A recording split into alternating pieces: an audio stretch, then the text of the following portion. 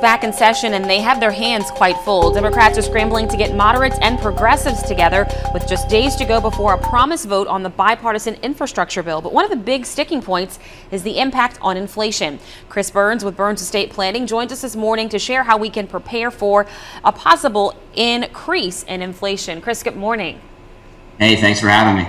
So you and I kind of were going back and forth and kind of trying to clarify all this during the commercial break. And the big thing is, obviously, things still need to be sorted out in Washington before we know for sure if inflation does in fact increase. But I guess based on what we saw last year, what are your thoughts or even predictions, dare I say, about the future of inflation?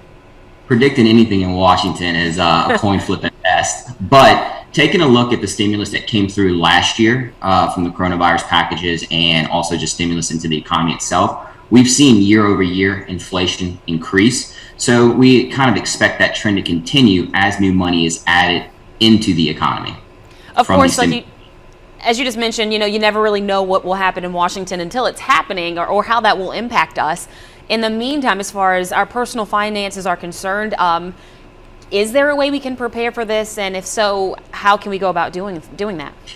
Yes, certainly. So whenever someone says, hey, take a look and review your portfolio, the first thing that comes to mind is most people think stocks. Now would be a great time to also take a look at the bond side of your investments and make sure that you are positioned correctly so that if inflation does rise or if the Federal Reserve does start to move interest rates back up, are you positioned correctly on that space also? For people who do not have stocks or do not have bonds, what can they be doing right now? Or is there anything they can do in the meantime?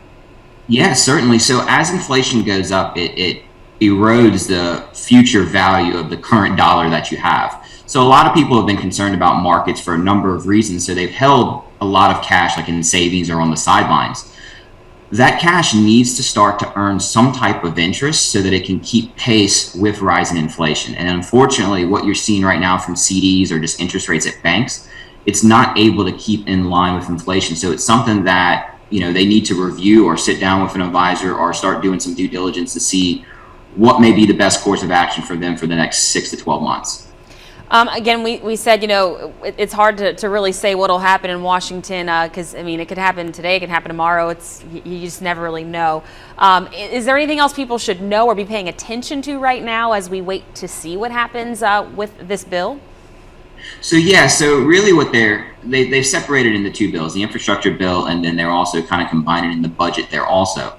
So one of the big talking points that they're currently negotiating in those bills is what type of taxes are going to offset and pay for some of these services they're going to provide. Some of these things could have a direct effect on how you save or how you invest. So if I was going to tell someone, hey, look, if you want to start kind of keeping pace with this and understanding what's going on, that would be a great place to start because that's something that could have a direct effect on you as an individual. Chris Burns, we appreciate your time this morning, and I'm sure we'll be talking soon as we watch and wait and see what happens there in D.C. with this situation. Have a wonderful week. Thank you as always.